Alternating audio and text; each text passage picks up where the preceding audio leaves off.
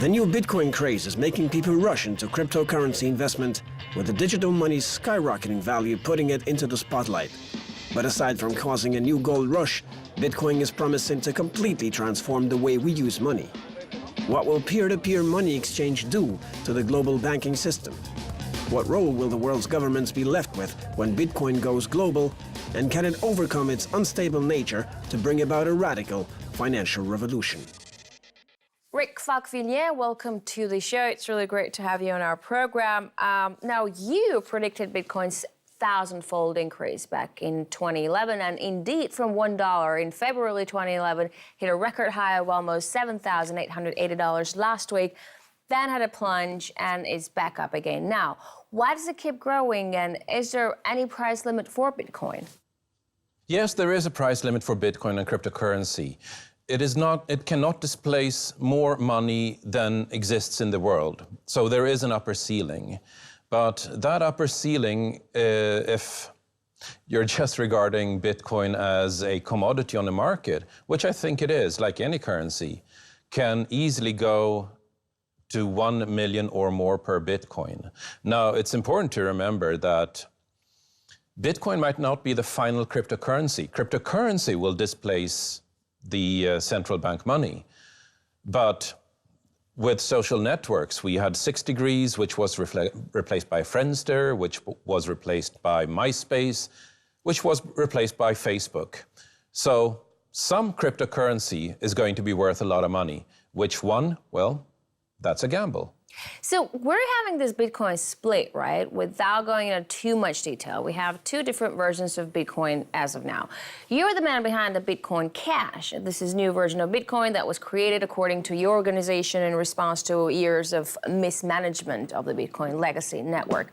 Is Bitcoin's decentralized nature its Achilles heel? Is it going to keep splintering because there will always be someone in the community who will be unhappy about the way it functions?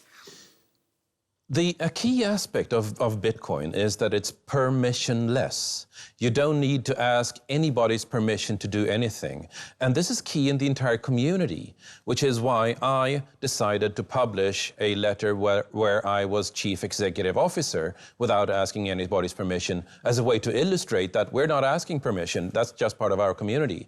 The person who's behind Bitcoin Cash would primarily be a French guy named Amaury Séchet, who started working on this, without asking anybody's permission. Now, you don't have to buy Bitcoins. You can mine them by using a high-powered processor like the one in a video card. And the gold rush is on. Here in Moscow, we already had a video card shortage. You literally couldn't find any in stores. Everybody was buying them up to furnish Bitcoin mining farms. But can Bitcoin really make everybody rich? No, Bitcoin cannot make everybody rich.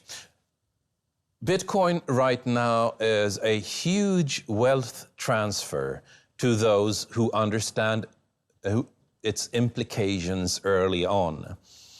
The last wealth transfer of this magnitude was around 1850, and it was about those who found oil. There's a huge wealth transfer going on right now, where those who used to be poor, nerdy, geeky, sitting in their mom's basement, if you like, are suddenly the new millionaires. And that, perhaps more than anything, is going to have a profound effect on what the future of our society looks like. Because for the last 200 or so years, it was the people who found oil that decided where money went, what research was made. And when the geeks and nerds are sitting on that money and deciding what research gets made, it's not going to be a better diesel engine. It's going to be a better solar panel. It's going to be teleportation. It's going to be space travel. I think that's going to be one of the more profound changes happening here.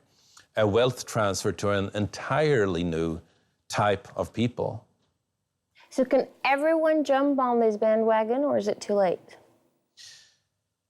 Well, it comes and goes. I mean, I can't give financial advice, but if cryptocurrency fulfills its promise, and there is no indication it wouldn't, then the equivalent of one Bitcoin needs to be in the $2 to $5 million range. But at that point, it doesn't make sense to measure it in US dollars anymore because the US dollar won't have any measurable value. So it is absolutely not too late, just like it wasn't too late when Bitcoin was at $3 or at $30 or at $300 or at $3,000. But this is a very high volatile instrument. This is a really risky investment. And if you're asking me whether somebody should invest, then the answer is nobody should ever invest more than being capable of losing every single last cent of it. Goldman Sachs CEO Lloyd Blankfein says Bitcoin may be another bubble, just like that of the dot-coms. And JP Morgan's Chase CEO Jamie Dimon compares cryptocurrency to the Dutch 17th century tulip mania. Don't these men have a point? I mean, a bubble forms when there's public ignorance, and with Bitcoin, most people have a vague idea of what it is and how it works. I think you absolutely have a point that most people don't really understand what Bitcoin is. It is peer-to-peer electronic money. That means I have a phone here. I can use that phone to transfer money to a nearby phone or to a phone on the other side of the planet. The transfer is instant, it is practically free. Nobody gets to decide whether I can make that transaction or not, including financial authorities. And that in itself will mean a financial revolution. This is an extinction-level event for banks. Banks will no longer be a necessary middleman. And that's, more than anything, why I believe that this is the future of finance. Rick, anonymity makes Bitcoin obviously very popular, but it also enables crime. Just remember the notorious WannaCry ransomware attack this May. This can potentially make governments restrict Bitcoin trade substantially, and that would cause a drastic slump in its value. Do you think cryptocurrency can partially sacrifice its anonymity to ward off shady users? It is more traceable than any money that came before it, because every single unit of Bitcoin is traceable through its entire monetary history, through anonymous accounts, but once you de-anonymize one account, you can start unraveling where the transactions go. The second part of that question, which is more interesting, is that Bitcoin is a peer-to-peer currency. A peer-to-peer technology means that there's no middleman. Governments have been trying to stop peer-to-peer technologies since Napster, and they have been as completely unsuccessful as anybody could possibly be in that. So I don't see them being able to stop peer-to-peer currency either. Which leads me to the last observation, that since there is no middleman, there is nobody giving permission. When I'm buying a bottle of water with a credit card, somewhere in the background is a bank giving me permission to buy a bottle of water with a credit card. And that is a horrifying thought, because that means that the bank can also deny me permission to buy a bottle of water. Nobody thinks of this, but it's there. With Bitcoin, this is not true. There is nobody needing to give permission in the background. There's nobody who gets to say no to a transaction. No money can be forced. No money can be seized. And here's the big problem for governments in the future. Taxes can no longer be forced. I get all the 3 points that you've said. Like before, you said it's traceable. With WannaCry, we know where the ransom money is going, but the accounts themselves are anonymous. But if we know that there is an account with ransom money extorted from ordinary users in it, shouldn't we have the ability to freeze an account and take it back? No. Why should you? I mean, doesn't it bother you that here you are working on a new invention, a beautiful, convenient currency, and people use it to pay for child pornography or to order a hit on someone? Actually, they use the US dollar for that. And yet I never heard somebody arguing against the existence of the US dollar with that argument. If you're going after drugs and narcotics trade, then the US dollar is unparalleled in use. And I never heard that being used as an argument against the US dollar. Will the complete implementation of cryptocurrency make compulsory taxation impossible? What happens to real-life governments then? Like, will Bitcoin make them obsolete? Isn't that interesting? Oh, is that what you're hoping for? Isn't that interesting? I can't predict that. The changes we're about to see are so profound when you can no longer just go in and take somebody's money, but the worst you can do as a government is to make them sorry for not giving them your money.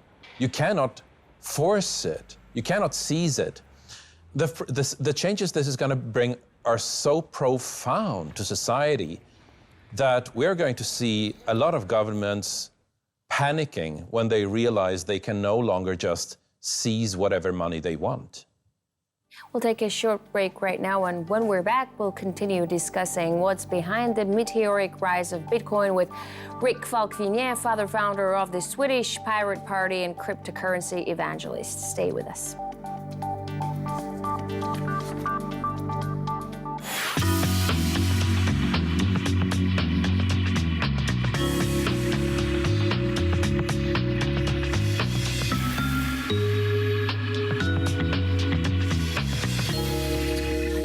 And we're back with Rick Falkvinge, founder of the Swedish Pirate Party and cryptocurrency evangelist, discussing the future of Bitcoin. Welcome back, Rick. Now, do you think the government can come up with its own version of a blockchain currency, make it traceable, registered, and ensure nobody ever evades taxes or fines or hides their profit? I know banks are trying those. Citigroup, for instance, is definitely doing it right now. There are governments trying, there are banks trying. There was this sort of mantra or cliche last year and the year before last that it's not about Bitcoin, it's about the underlying innovation of Bitcoin called the blockchain, which is a solution to a really hard problem. As in essentially, how do you make sure that a lot of people are agreeing on everybody's account balances? Because there's obviously an interest in somebody saying that, no, I have more money, and everybody else needs to not agree with that. Governments and banks don't really think in this way. Banks think that they can start a blockchain technology and then issue more money down the road. Governments think that they can start a blockchain currency and issue more money down the road. But the whole point of a blockchain technology is that you are trusting in the mathematics and not in the issuer. In this way, a blockchain currency versus a central bank currency is a lot like open source software versus proprietary software like Apple Mac OS or Microsoft Windows. It took 30 years, but in the end, pretty much every single computer web server is running an open operating system. In the same way, I predict that we'll go from proprietary money to open money and permissionless money like Bitcoin. You know, Bitcoin enthusiasts say the cryptocurrency will eventually replace all regular currencies, become the world's only money. But can cryptocurrencies really work for everyone in the world? I mean, internet connection isn't a permanent thing. People in a Sri Lankan jungle aren't online all the time, for instance, and half of African people don't even know what a cell phone is to go online. 100 years ago, we asked, but what about the places there aren't electricity? How will you use an electrical engine then? And today, there is electricity in most places. And where there isn't electricity, there are batteries. There are some specialized cases when you go camping, when you go hiking, when you go survival training, that you don't have electricity or internet the way you take for granted. But overall, I don't see it as a long-term concern that you won't have access to the internet, because just as we speak, there's a network of satellites being planned to put the internet on every spot on the globe. A top Deutsche Bank strategist says the current monetary system is too unstable and prone to high inflation, so that it's doomed to fail. Will cryptocurrency fill in the vacuum if that is so? I mean, how will it change banking?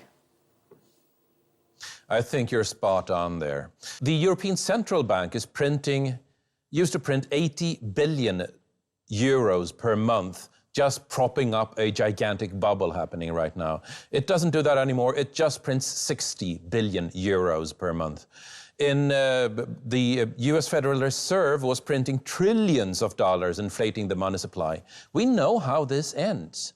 Once a government starts printing money to pay off its own debt, the story doesn't have a happy ending anymore. It just doesn't. History is brutal on this point. So cryptocurrency doesn't really need to replace the US dollar, replace the euro.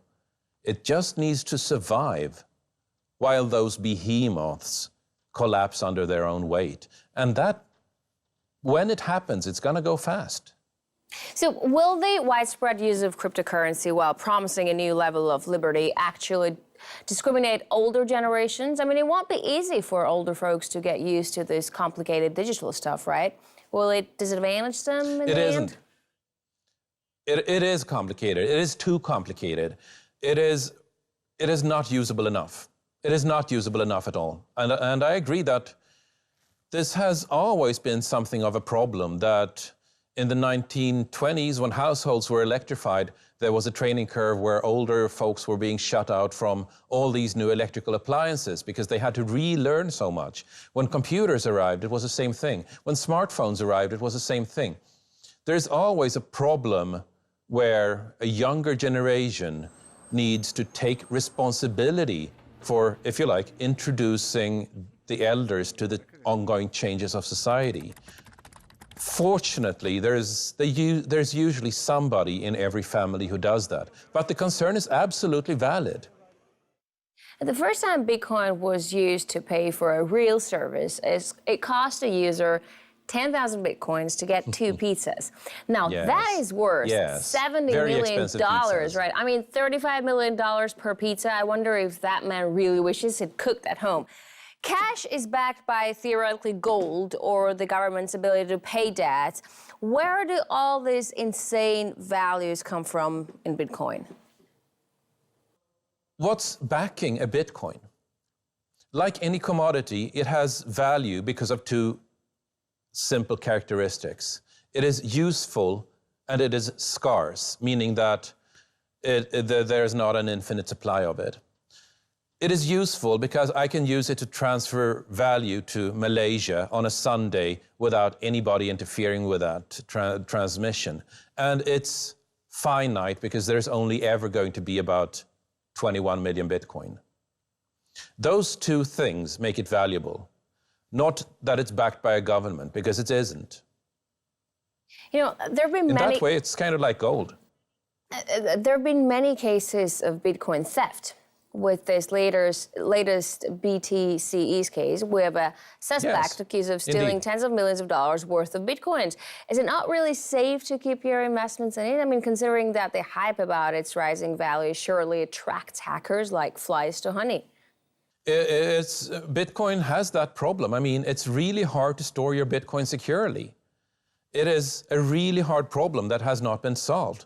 Some of the best solutions involved specialized hardware that you keep on your wrist.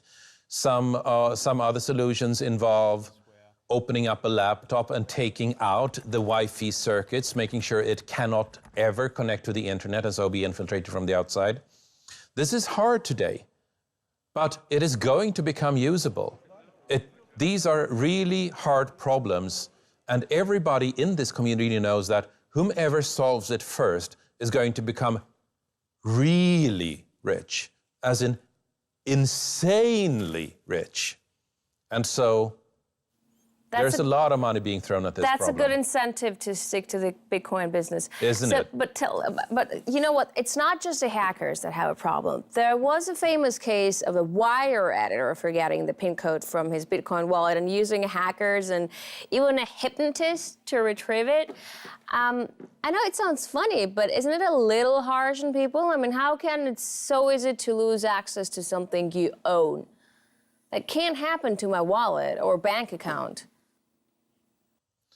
Well, it absolutely can happen to your bank account. Ask the people on Cyprus when their bank savings were confiscated to bail out the government's bank. Ask any people in, say, Argentina, or for that matter, any person in South America, how safe their bank holdings are. They're not. They're just not. Maybe it wasn't a good example, but the whole bank business is still really tied to whatever crisis is going in the country. But you're saying the advantage of Bitcoin is that it is not tied to anything that's going around it in the world, right? So how come it's so easy to lose access to it? Something that you own just by forgetting a PIN code. Just by forgetting a PIN code. It is data. It is data. You can think of it as a file, if you like.